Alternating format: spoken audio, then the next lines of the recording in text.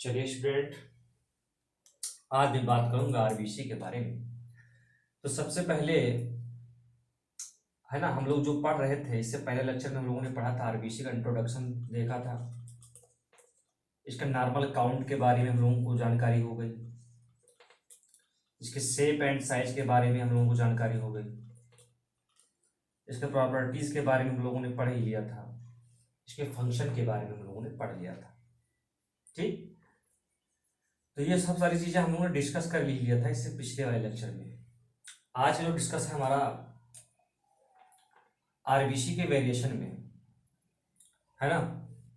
RBC के variation के discuss के आरबीसी के वेरिएशन के बारे में लोग डिस्कस करेंगे, यानी इसके शेप एंड साइज में वेरिएशन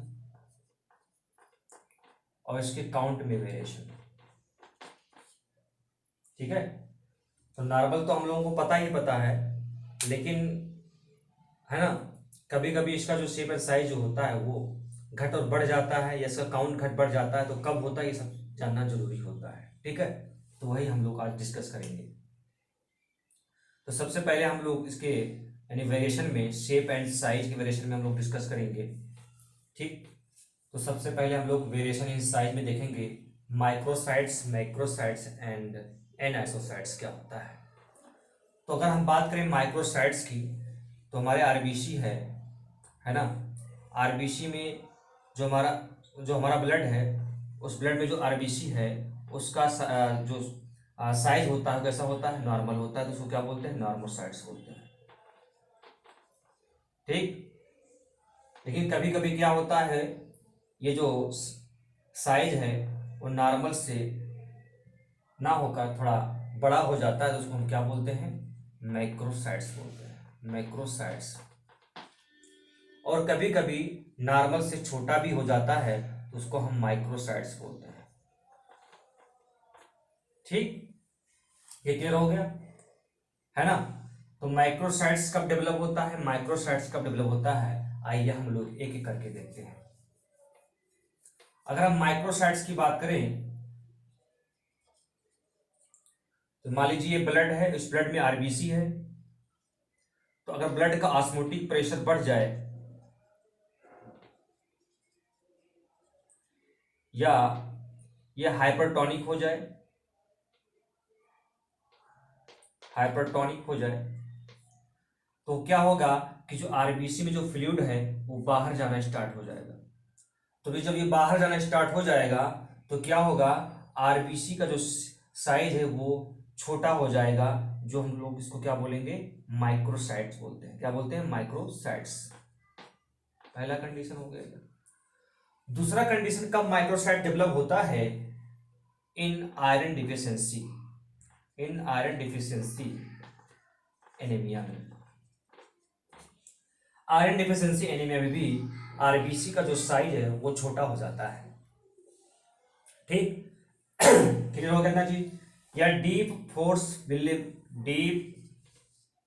फोर्सफुली ब्रीदिंग में भी क्या होता है, आरबीसी का जो साइज होता है वो छोटा हो जाता है। ठीक, तो मैंने आपको बताया कि या तो ब्लड का ऑस्मोटिक प्रेशर क्या हो जाए, बढ़ जाए, है ना, या आयरन डिफिशियंसी हो जाए, या डीप फोर्सफुली ब्रीदिंग कोई है, डीप फोर्सफुली ब्रीदिंग पे कोई है, तो उसमें भी आरबीसी का जो साइज है वो छोटा हो जाता है। इतना पॉइंट क्लियर हुआ माइक्रोसाइट्स। एक एक पॉइंट आप क्लियर करिए, ठीक है ना। फिर अगर हम बात करें मैक्रोसाइट्स की, तो मैक्रोसाइट्स कब होता है, यानी हमारे आरबीसी का जो साइज है वो कब बढ़ता है। ठीक, जब हमारे ब्लड का ऑस्मोटिक प्रेशर घट जाएगा तो आरबीसी का जो साइज है वो बढ़ जाएगा। क्यों बढ़ जाएगा, क्योंकि यहाँ ये जो है कौन सा ये कैसा हो जाएगा सोल्यूशन, हाइपोटोनिक सोल्यूशन हो जाएगा, हाइपोटोनिक सोल्यूशन। यानी हमारे ब्लड का जो नेचर हो जाएगा कैसा हो जाएगा, हाइपोटोनिक हो जाएगा। तो आरबीसी में फ्लूइड इंटर होने लगेगा, और आरबीसी में जब फ्लूइड इंटर होने लगेगा तो इसका साइज कैसा हो जाएगा, बड़ा हो जाएगा। तो इसलिए हम क्यों ना इसको बोलते हैं मैक्रोसाइट्स सेल। ठीक है, और मेगेलोब्लास्टिक एनीमिया में भी क्या होता है, आरबीसी का साइज बढ़ जाता है। ठीक है ना, इतना पॉइंट अब क्लियर हुआ। तो मैक्रोसाइट और माइक्रोसाइट के बारे में हम लोगों ने जान लिया। अगर हम बात करें एनाइसोसाइट्स की, तो एनाइसोसाइट्स में क्या होता है कि साइज दोनों तरह का पाया जाता है, छोटा भी पाया जाता है हमारे ब्लड में और बड़ा भी पाया जाता है। मान लीजिए किसी कोई पर्सन है ना, उसको ब्लड जांच करे तो उसमें दोनों तरह का जो है साइज मिलेगा, छोटा बड़ा दोनों मिलेगा, तो उसको क्या बोलेंगे, एनआइसोसाइट्स बोलेंगे। क्या बोलेंगे, एनआइसोसाइट्स बोलेंगे। ये किस में मिलता है, परनीसियस एनीमिया में मिलता है। किसमें, परनीसियस एनीमिया में मिलता है। ठीक, क्लियर हुआ। तो ये तो था वेरिएशन इन साइज, और हम बात करने जा रहे हैं वेरिएशन इन शेप। शेप में वेरिएशन देखें अगर, तो नॉर्मली हमारे ब्लड में आरबीसी जो होता है डिस्क शेप का होता है ना, बाइकॉन्केव शेप, हम लोगों ने पढ़ा था इसके बारे में। ठीक, लेकिन कभी कभी इसका शेप बिगड़ जाता है, कुछ डिजीज में इसका शेप जो होता है वो बिगड़ जाता है। ठीक है ना, क्लियर हो रहा है। तो हम लोग क्या करेंगे, एक एक करके पढ़ेंगे। तो क्रीनेशंस क्या होता है, स्पेरोसाइटोसिस क्या होता है, इलेप्टोसाइटोसिस क्या होता है, पॉइकिलोसाइटोसिस क्या होता है, ये किस पे पढ़ेंगे, पढ़ रहे हैं हम लोग वेरिएशन इन शेप। तो एक एक करके देखते हैं। क्रीनेशन, क्रीनेशन क्या होता है, अगर आरबीसी को हाइपरटोनिक सॉल्यूशन में रख दिया जाए तो आरबीसी क्या कर जाएगा, श्रिंक कर जाएगा। जो आरबीसी श्रिंक कर जाएगा, क्यों श्रिंक कर जाएगा, इसको हमने क्या किया, हाइपरटोनिक सॉल्यूशन में रख दिया। जब हम इसको हाइपरटोनिक सॉल्यूशन में रखेंगे तो जो इन्वायरमेंट है कैसा हो गया, ऑस्मोटिक प्रोसेस का कैसा हो गया, बढ़ गया, है ना। तो ऑस्मोसिस प्रोसेस के द्वारा क्या होगा, फ्लूइड बाहर जाना स्टार्ट कर देगा आरबीसी से, और जब फ्लूइड बाहर जाना स्टार्ट कर देगा आरबीसी से तो आरबीसी कैसा हो जाएगा, श्रिंकेज, श्रिंकेज। इसको क्या बोलते हैं, क्रीनेशन बोलते हैं। ठीक, पहले से क्लियर हुआ आपका वेरिएशन इन शेप में। फिर आता है स्फेनोसाइटोसिस।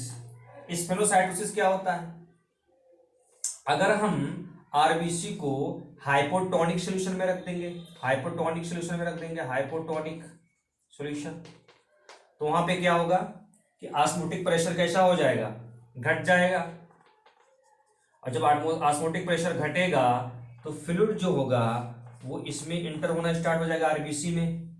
ठीक है, तो आरबीसी का शेप कैसा हो जाएगा, globular like structure, globular like structure. इसको क्या बोलते हैं, स्फेनोसाइटोसिस बोलते हैं। क्या बोलते हैं, स्फेरोसाइटोसिस। क्या बोलते हैं, स्फेरोसाइटोसिस। ठीक है, स्फेरिकल इसको बोलते हैं। ठीक, तीसरा है इलेक्ट्रोसाइटोसिस। तो नॉर्मली जो आरबीसी कैसा होता है, ओवल है ना, ओवल शेप, लेकिन ओवल ना होकर कैसा हो जाएगा, ये इलेक्ट्रिकल हो जाएगा। किसमें पाया जाता है, ये एनीमिया में पाया जाएगा। Certain type of anaemia RBC become electrical. ठीक, क्लियर हो रहा है एक चीज। फिर आता है पॉइकिलोसाइटोसिस। पॉइकिलोसाइटोसिस में क्या होता है कि हमारा आरबीसी है, आरबीसी का जो प्लाज्मा मेम्ब्रेन हो कैसा हो जाता है ना, डिफॉर्म्ड कर जाता है ना, इसका जो प्लाज्मा मेम्ब्रेन है वो टूट जाता है, जिसकी वजह से आरबीसी क्या होगा, उसका शेप एंड साइज, है ना, कभी हैमर लाइक स्ट्रक्चर बना लेगा, है ना, तो कभी इलेप्टिकल लाइक स्ट्रक्चर बना लेगा, यानी अनयूजुअल कुछ कुछ भी स्ट्रक्चर बना लेता है। तो उसको क्या, यानी कोई एक पार्टिकुलर स्ट्रक्चर नहीं बनाता है। ठीक है ना, इसलिए हम इसको क्या कहते हैं, पॉइकिलोसाइटोसिस बोलते हैं। ठीक, तो वेरिएशन इन साइज में हम लोगों ने पढ़ा microcytes, macrocyte, anisocytes. Variation in shape में हम लोगों ने पढ़ा क्रीनेशन, स्फेरोसाइटोसिस, इलेक्ट्रोसाइटोसिस एंड पॉइकिलोसाइटोसिस। ठीक है, अब हम डिस्कस करेंगे इसके वेरिएशन इन नंबर के बारे में। वेरिएशन इन नंबर, देखिए अगर नॉर्मल काउंट की बात करें, ठीक, तो देखा जाए वेरिएशन जो होता है वो दोनों कंडीशन में होता है, physiological variation and pathological variation. लेकिन जो फिजियोलॉजिकल वेरिएशन होता है टेम्परेरी होता है ना, टेम्परेरी होता है, एक टाइम आने के बाद ये नॉर्मल अपनी पोजीशन पे आ जाता है। लेकिन पैथोलॉजिकल कंडीशन क्या होता है, जब तक इसको ट्रीट नहीं किया जाएगा, इसके कॉज को ट्रीट नहीं किया जाएगा, तब तक ये नॉर्मल पोजीशन पे नहीं आएगा आरबीसी अकाउंट। ठीक है ना, तो हम पैथोलॉजिकल वेरिएशन आगे पढ़ेंगे। इसमें पैथोलॉजिकल वेरिएशन में भी क्या होता है, आरबीसी अकाउंट बढ़ जाता है और घट जाता है, और फिजियोलॉजिकल वेरिएशन में भी आरबीसी अकाउंट क्या होता है, बढ़ जाता है और घट जाता है। ठीक है ना, तो ये वाला पोर्शन हम नेक्स्ट लेक्चर में पढ़ेंगे। ठीक है, पैथोलॉजिकल वेरिएशन। आज हम पढ़ने जा रहे हैं फिजियोलॉजिकल वेरिएशन। तो आरबीसी का काउंट अगर नॉर्मल से ज्यादा हो जाए तो उसको क्या बोलते हैं, पॉलीसाइथीमिया बोलते हैं, पॉलीसाइथीमिया बोलते हैं। और अगर आरबीसी का काउंट नॉर्मल से कम हो जाए तो उसको क्या बोलते हैं, एरिथ्रोसाइटोपिनिया बोलते हैं। ठीक है, तो पॉलीसाइथीमिया पहले पढ़ लेते हैं, उसके बाद हम क्या पढ़ेंगे, एरिथ्रोसाइटोपिनिया पढ़ेंगे। ठीक है ना, ये क्या फिजियोलॉजिकल वेरिएशन। ठीक, तो अगर पॉलीसाइथीमिया की बात करें तो इसमें अगर एज की बात करें, हम लोग एक एक घंटे पढ़ेंगे एज।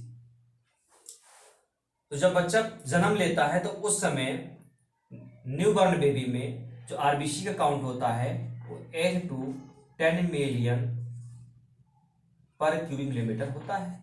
लेकिन जैसे जैसे बच्चा ग्रो करता है ना, तो 1 to 10 डेज में ये सेटल डाउन हो जाता है, नॉर्मल हो जाता है।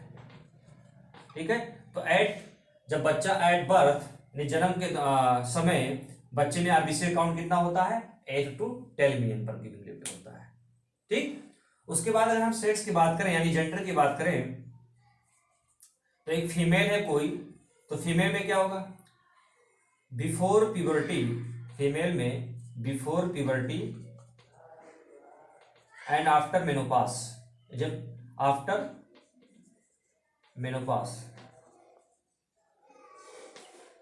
जब उसका मेसोसाइकिल बंद हो जाए या उससे पहले बिफोर प्यूबर्टी, मेल और फीमेल में आरबीसी काउंट ना एक ही जैसा होता है, यानी बिल्कुल समान। यानी मान लीजिए मेल में 5.5 मिलियन पर क्यूबिक मिलीमीटर होता है तो फीमेल में भी उतना ही होता है। लेकिन रिप्रोडक्टिव स्टेज में क्या होता है, फीमेल में आरबीसी काउंट कम हो जाता है, 4.5 मिलियन। अब इसका रीजन क्या है, क्यों कम हो जाता है, क्योंकि फीमेल में दो तरीका से आरबीसी काउंट कम होता है। एक तो इसमें एस्ट्रोजन हार्मोन पाया जाता है और दूसरा इसको हर बार मेंस्ट्रुअल साइकिल से होकर गुजरना होता है, जिसमें उस टाइम जो है ब्लीडिंग फेज आता है, जिसकी वजह से उसका ब्लड जो होता है वो लॉस होने लगता है। ठीक, क्लियर हो रहा है चीज। उसके बाद अगर हम हाई एल्टीट्यूड पे जाते हैं, हाई एल्टीट्यूड पे जाने पर क्या होगा, बैरोमेट्रिक प्रेशर घट जाता है, बैरोमेट्रिक प्रेशर घट जाता है। और बैरोमेट्रिक प्रेशर घटने की वजह से क्या होगा, हाइपोक्सिया क्रिएट होता है, यानी हमारे सेल को ऑक्सीजन नहीं मिल पाता है, यानी बेचारा मरने लगता है ना भाई। ऑक्सीजन नहीं मिलेगा तो एटीपी का प्रोडक्शन नहीं होगा, तो जिसकी वजह से क्या होगा, सेल जो होता है वो हाइपोक्सिया में चला जाता है। ठीक है, तो ये बेचारा जाता दौड़ता हुआ किडनी से सिफारिश करता, भैया कुछ करिए तो वरना हम मर जाएंगे। तो किडनी क्या करेगा, एक हार्मोन निकालता है जिसको हम लोग बोलते हैं एरिथ्रोपोएटिन, और ये एरिथ्रोपोएटिन जो होता है ये हमारे रेड बोन मैरो के पास जाता है और उसको स्टिमुलेट कर देता है, यह धड़ धड़ आरबीसी बनाना स्टार्ट कर देता है। तो हाई एल्टीट्यूड पे जाने पर लो बैरोमेट्रिक प्रेशर क्रिएट होता है, जिसमें सेल हाइपोक्सिया में चला जाता है। उसकी वजह से किडनी हमारी एरिथ्रोपोएटिन हार्मोन रिलीज करती है, जिसकी वजह से बोन मैरो जो है ये अपना आरबीसी काउंट यानी आरबीसी जो बनाना स्टार्ट कर देते हैं। यानी आरबीसी के बनने की प्रक्रिया क्या बोलते हैं, एरिथ्रोपोएसिस, जो हम लोग अलग पढ़ेंगे नेक्स्ट लेक्चर में। ठीक है, सब कुछ यही नहीं जान लेंगे, धीरे धीरे पढ़ेंगे। ठीक है, तो हाई एल्टीट्यूड में जाने पर आरबीसी काउंट कैसे बढ़ता है आप लोगों ने देखा।